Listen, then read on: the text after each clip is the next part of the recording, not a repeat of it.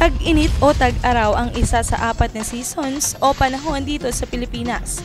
Kaya naman sa pagpasok ngayon ng tag-init dito sa Nueva Ecija, iba't ibang paraan o diskarte ang ginagawa ng mga Novo Ecijano kung paano magiging presko at maginhawa ang kanilang pakiramdam. Ayun, painom-inom na lang tubig ng malamig para maharapsan yung init. Naliligo sa umaga, hapon, yan. Karaniwan rin sa ganitong panahon ang nagpapalamig, naliligo sa mga ilog, beaches at resorts. Every year kasi nagpupunta kami rito, pinaka-vacation namin dito. Tsaka ito kasi yung area na to, talagang noon pa ay naliligo na kami rito.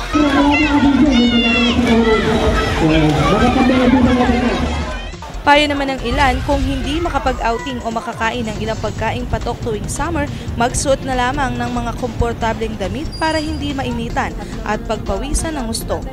Nariyan rin ang mga preskong damit tulad ng sando at shorts. Para malamigan din yung katawan.